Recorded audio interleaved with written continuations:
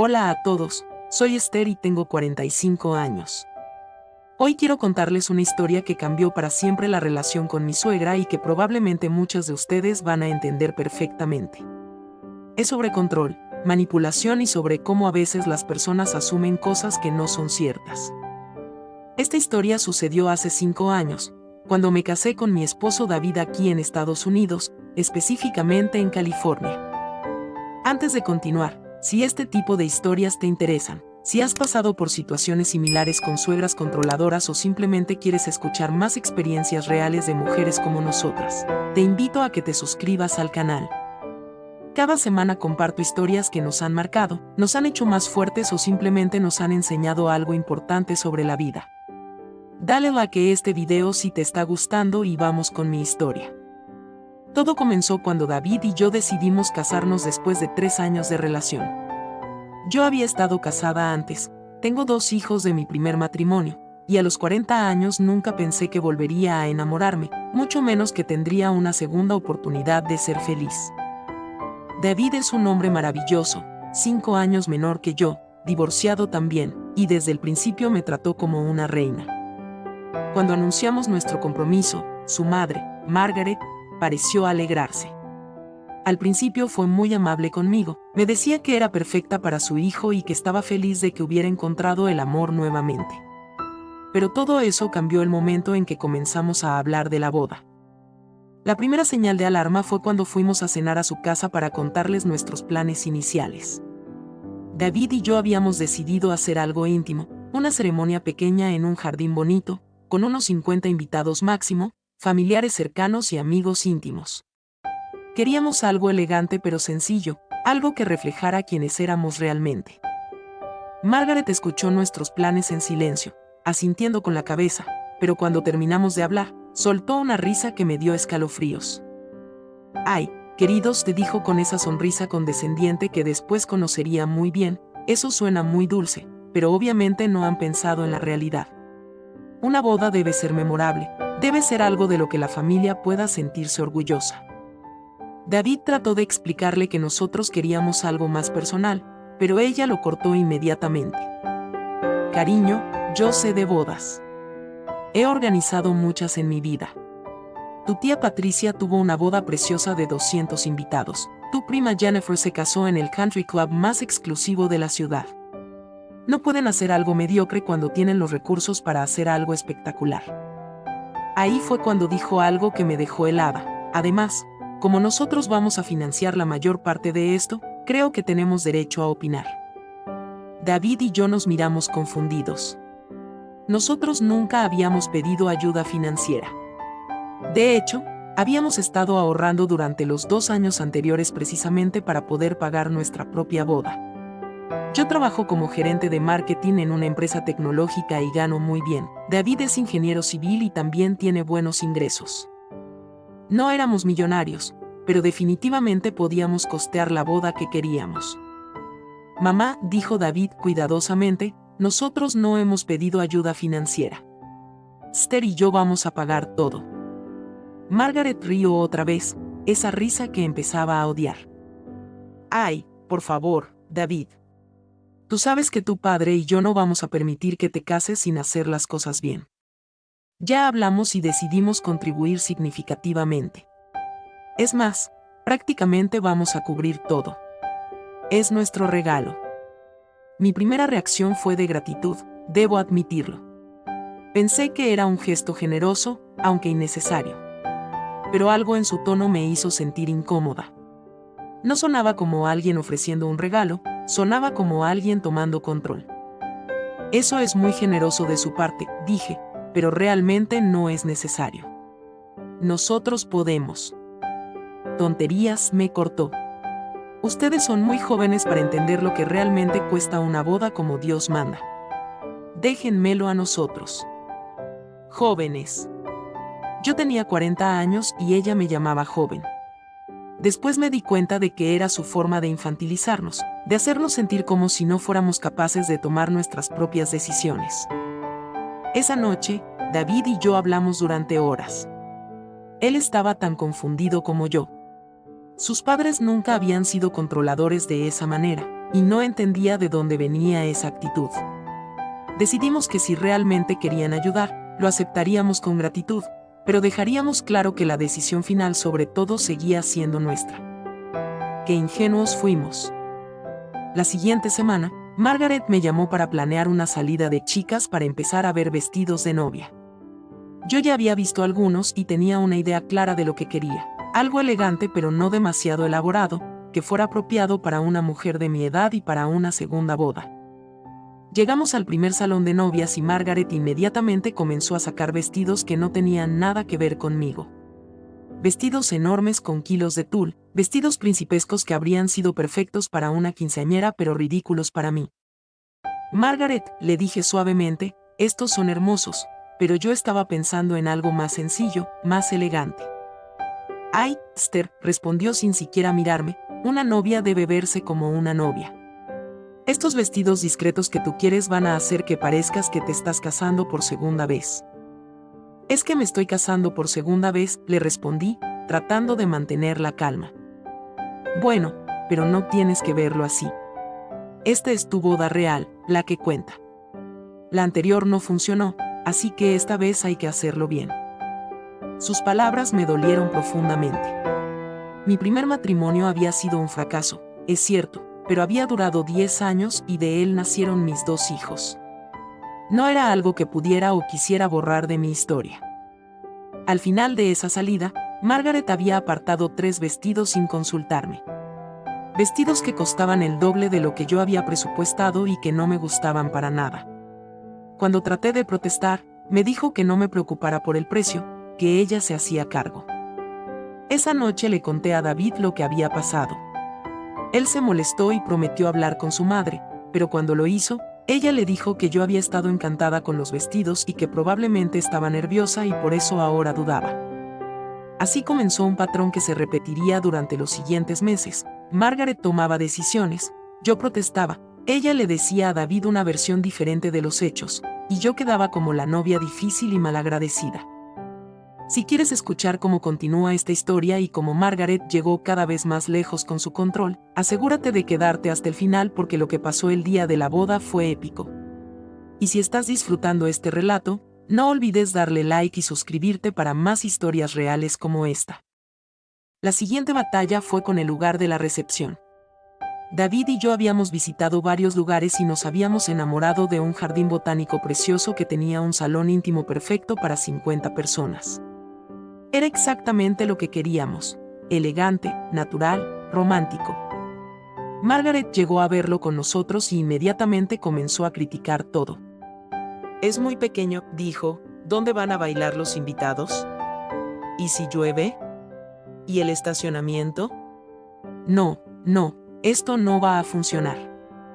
Nos arrastró a ver otros lugares que ella había investigado. El primero era un salón de eventos gigantesco que podía acomodar 300 personas. El segundo era el Country Club donde ella era socia, un lugar pretencioso y frío que costaba una fortuna. Este es perfecto, declaró en el Country Club. Aquí es donde debe ser. Ya hablé con el coordinador de eventos y pueden acomodarnos para 200 invitados el sábado que queremos. ¿200 invitados?, pregunté horrorizada. Margaret, nosotros queremos 50 máximo. Ay, Esther, no puedes casarte e invitar solo a 50 personas. ¿Qué va a pensar la gente? Tenemos que invitar a toda la familia, a los amigos de la familia, a los socios del club de tu suegro, a mis amigas del grupo de bridge. Pero esas personas ni siquiera me conocen, protesté. Te van a conocer en la boda, respondió como si fuera obvio. Así es como funcionan estas cosas, querida. David trató de mediar, pero Margaret ya había hecho el depósito para asegurar la fecha. Nos presentó un hecho consumado. O aceptábamos el Country Club con 200 invitados, o nos quedábamos sin lugar para la boda. Esa noche lloré de frustración. Mi boda soñada se estaba convirtiendo en la pesadilla de otra persona. Pero David me convenció de que lo importante era que nos casáramos, no donde lo hiciéramos. Accedí, pero con una condición: yo tenía que aprobar la lista final de invitados. Margaret estuvo de acuerdo, pero cuando me mostró su lista preliminar, tenía 180 nombres. Yo conocía a menos de 30 de esas personas. Margaret, esto es ridículo, le dije. No puedo invitar a gente que no conozco a mi propia boda. Claro que puedes, respondió. Es así como una se hace de más amistades. Además, muchas de estas personas son importantes para el negocio de tu suegro. Esta boda también es una oportunidad de networking. Networking. Mi boda se había convertido en un evento de networking para mi suegro. Pero ahí no terminó. Margaret también tenía opiniones muy fuertes sobre las flores, la música, el menú, la decoración y prácticamente cada detalle de la boda. Quería orquídeas carísimas cuando yo prefería peonías. Quería una banda de jazz cuando David y yo queríamos un DJ que tocara música que realmente nos gustara. Quería un menú de 5 tiempos cuando nosotros preferíamos algo más casual. Cada vez que yo protestaba, ella me recordaba quién estaba pagando. Esther, querida, me decía con esa sonrisa falsa, yo entiendo que tengas tus preferencias, pero cuando alguien más está financiando algo, es cortés considerar sus opiniones también. Y ahí estaba el problema. Ella había asumido control financiero de la boda sin que nosotros se lo pidiéramos, y ahora usaba eso como justificación para controlar cada aspecto. David y yo comenzamos a discutir más seguido. Él se sentía atrapado entre su madre y yo me sentía como si estuviera planificando la boda de otra persona. Varios de mis amigos me aconsejaron que cancelara todo y que David y yo nos fuéramos a Las Vegas o que hiciéramos algo completamente diferente. Pero había algo en mí que se negaba a dejar que Margaret ganara. Había algo en su actitud condescendiente y controladora que despertó mi lado competitivo. Si ella quería jugar sucio, yo también podía hacerlo. Fue entonces cuando tomé una decisión que cambiaría todo. Sin decirle nada a David inicialmente, comencé a investigar exactamente cuánto costaba todo lo que Margaret había estado regalándonos. Llamé a los proveedores, pedí copias de los contratos, revisé cada factura. Lo que descubrí me dejó sin palabras. Margaret no había pagado ni un solo centavo. Todos los contratos estaban a nombre de David o mío. Todos los depósitos habían salido de nuestras cuentas bancarias. Margaret había estado firmando contratos y haciendo promesas, pero el dinero salía de nosotros. Cuando confronté a David con esta información, él se quedó tan impactado como yo. Llamamos al wedding planner que Margaret había contratado de nuestra parte y confirmamos nuestras sospechas. Margaret había estado actuando como si fuera la benefactora generosa de nuestra boda, pero en realidad nosotros estábamos pagando todo, incluido el salario del wedding planner. David estaba furioso. Quería confrontar a su madre inmediatamente, pero yo le pedí que esperara. Tenía un plan mejor. Déjala seguir, le dije. Déjala que siga actuando como si fuera la gran benefactora. Pero el día de la boda, vamos a dejar las cosas claras. David no estaba seguro, pero accedió. Los siguientes 2 meses fueron una tortura.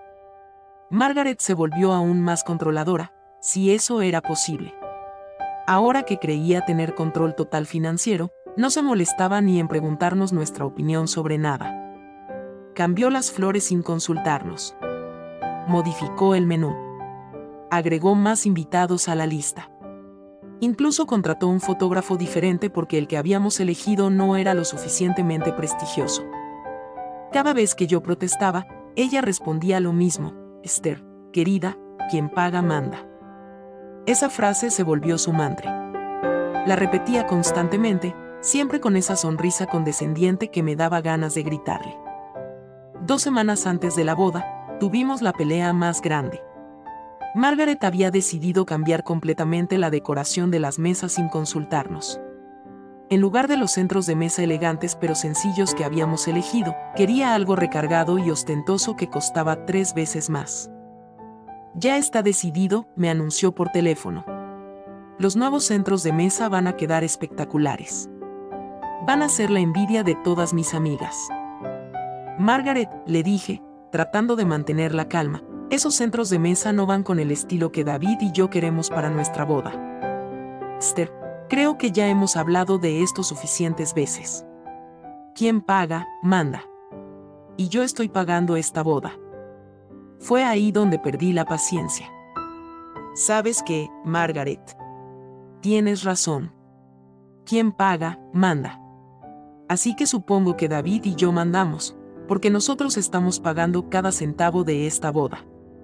Hubo silencio del otro lado de la línea. Perdón, dijo finalmente. Lo que oíste. David y yo hemos pagado todo.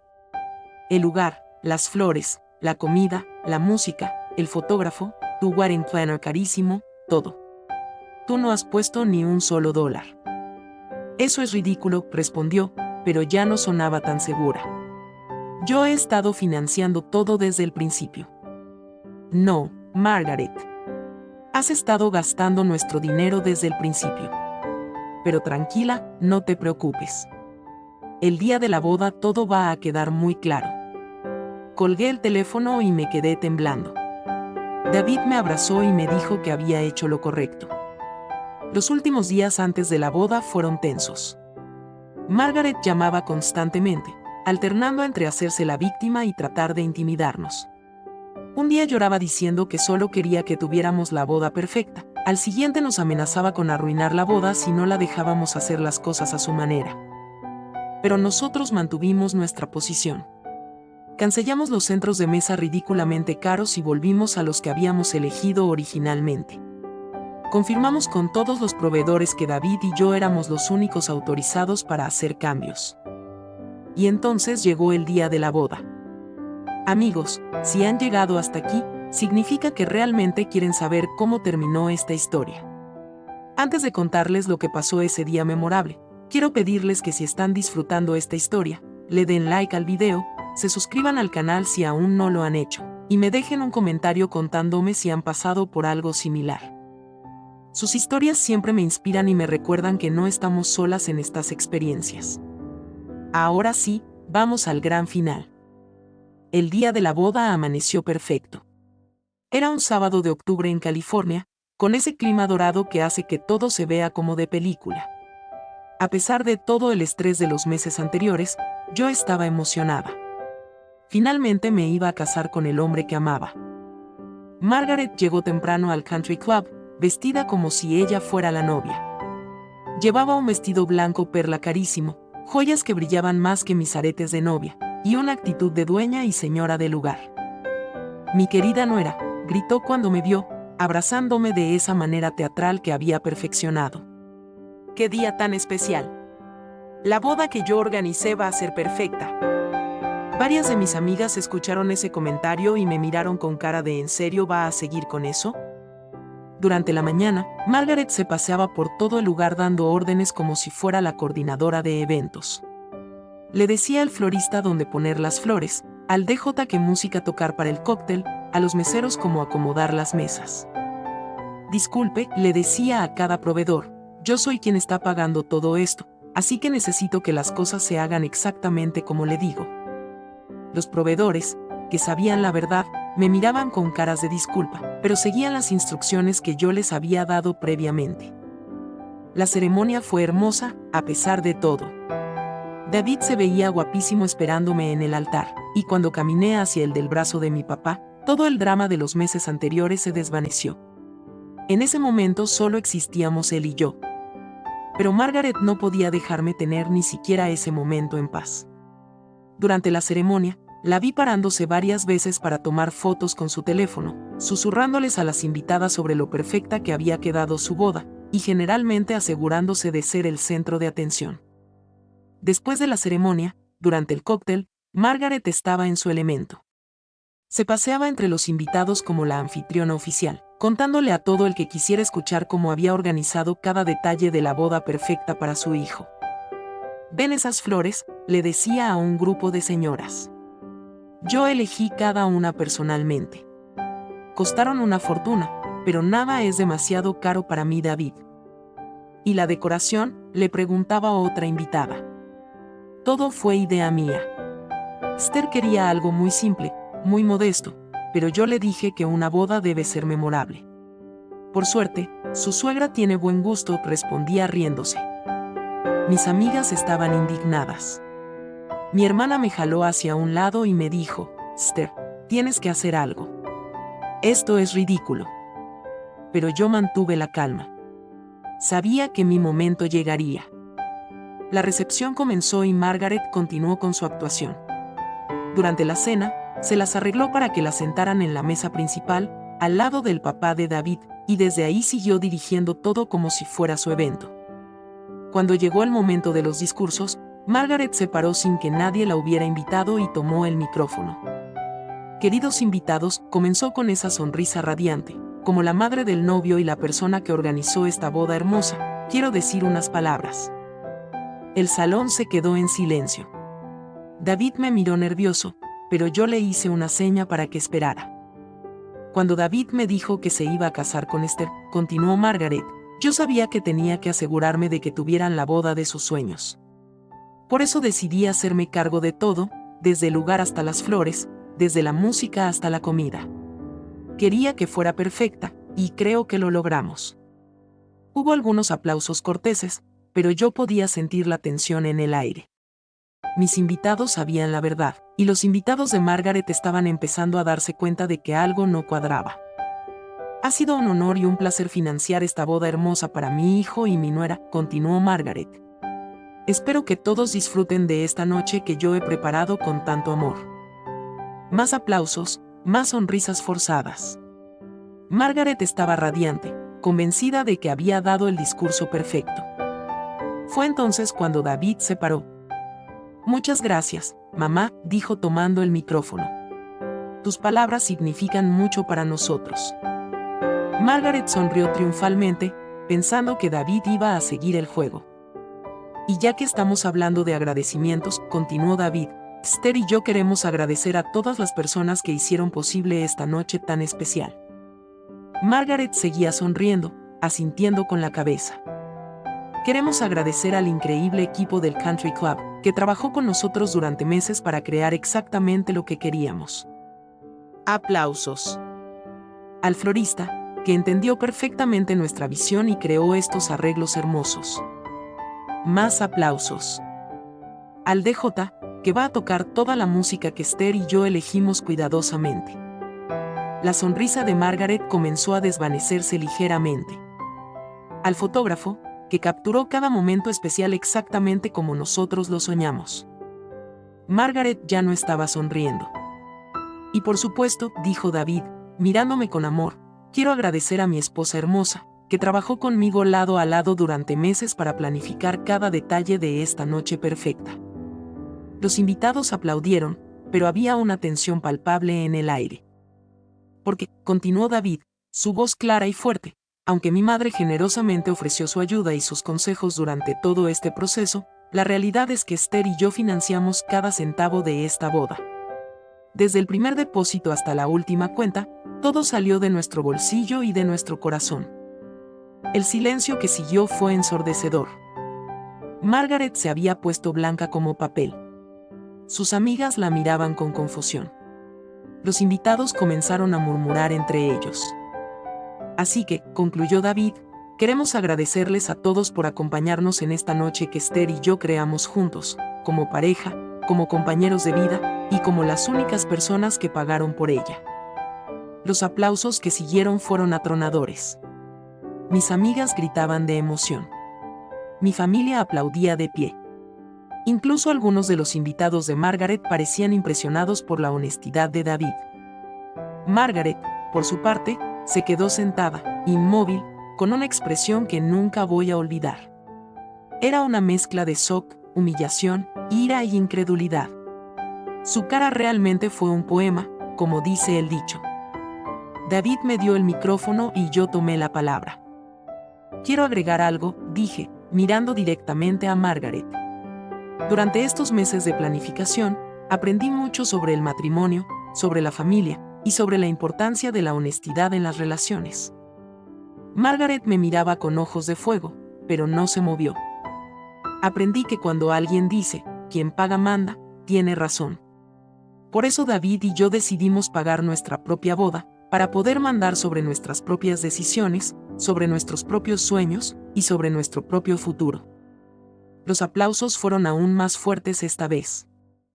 Y también aprendí, continué, que la generosidad real no viene con condiciones, no busca control, y definitivamente no se jacta de sí misma. La generosidad real se da con amor, sin esperar nada a cambio. Cuando terminé de hablar, Margaret se paró abruptamente de su silla y salió del salón. Su esposo, el papá de David, la siguió con cara de vergüenza. No regresaron en toda la noche. El resto de la boda fue mágico. Sin Margaret controlando cada movimiento, pudimos realmente disfrutar de nuestra celebración. Bailamos hasta tarde, reímos con nuestros amigos, y finalmente tuvimos la boda que habíamos soñado desde el principio. Muchos de los invitados se acercaron durante la noche para felicitarnos, no solo por la boda, sino por la manera en que manejamos la situación. Varias mujeres me dijeron que habían pasado por situaciones similares con suegras controladoras y que se sentían inspiradas por nuestra decisión de defendernos. Al día siguiente, David y yo recibimos una llamada de su papá. Margaret estaba furiosa y exigía una disculpa pública. Decía que la habíamos humillado delante de todas sus amigas y que nunca nos lo iba a perdonar. David le explicó calmadamente a su papá exactamente lo que había pasado durante los meses de planificación. Le mostró los recibos, los contratos, las pruebas de que nosotros habíamos pagado todo. Su papá se quedó callado durante mucho tiempo. Finalmente dijo: «Hijo, tu madre se equivocó. Ustedes hicieron lo correcto». Margaret tardó casi un año en hablarnos de nuevo. Cuando finalmente lo hizo, fue porque nació nuestro primer hijo juntos y quería conocer a su nieto. Nunca pidió disculpas directamente, pero su actitud cambió completamente. Ahora, 5 años después, tenemos una relación cordial pero con límites muy claros. Margaret aprendió que no puede manipularnos o controlarnos, y nosotros aprendimos la importancia de defender nuestras decisiones como pareja. La historia de mi boda se volvió legendaria en nuestro círculo de amigos y familia. Muchas mujeres me han dicho que les dio el valor de defenderse en sus propias situaciones con suegras difíciles. ¿Valió la pena todo el drama? Absolutamente.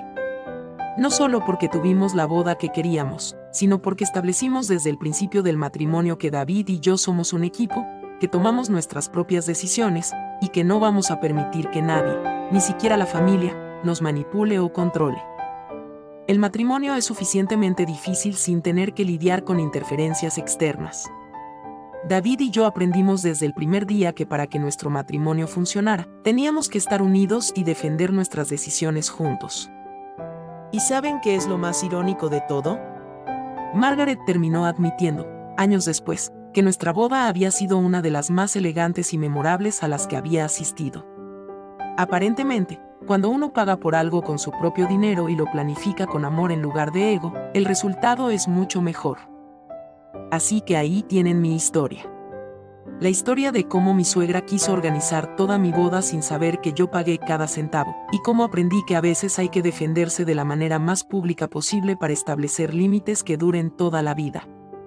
Si llegaste hasta aquí, significa que realmente te gustó mi historia. Te invito a que te suscribas al canal para escuchar más experiencias reales como esta. Dale like si te gustó, compártelo con alguien que necesite escuchar que es posible defenderse de las suegras controladoras, y déjame un comentario contándome tu propia experiencia.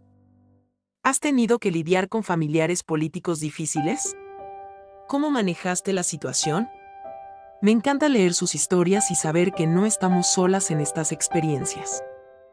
Recuerden siempre, quien paga, manda. Y más importante aún, ustedes tienen el derecho de pagar por sus propios sueños y de mandar sobre sus propias vidas. Gracias por escuchar mi historia, y nos vemos en el próximo video.